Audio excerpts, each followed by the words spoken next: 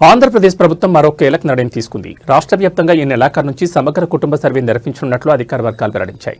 ప్రతి కుటుంబానికి సంబంధించిన పూర్తి వివరాలను సేకరించి సంక్షేమ పథకాలు మరియు ప్రజా ప్రయోజన కార్యక్రమాలను మరింత సమర్థవంతంగా అమలు చేయడమే ఈ సర్వే లక్ష్యమని ప్రభుత్వం స్పష్టం చేసింది. ఈ సమగ్ర కుటుంబ సర్వేను ప్రత్యేక మొబైల్ యాప్ సహాయంతో నిర్వహించనున్నారు. ఇంటింటికి వెళ్లి కుటుంబ సభ్యుల వివరాలు, నివాస పరిస్థితులు, ఆదాయం, ఉపాధి, విద్య, ఆరోగ్య సమాచారం వంటి అంశాలను డిజిటల్ రూపంలో నమోదు చేయనున్నారు.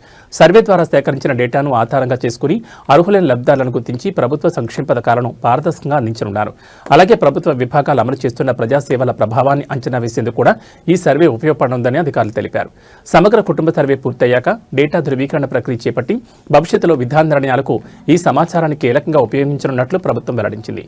ఈ నిర్ణయంతో రాష్ట్రంలో సంక్షేమ పాలన మరింత బలోపేతం కానుందని విశ్లేషకులు అభిప్రాయపడుతున్నారు.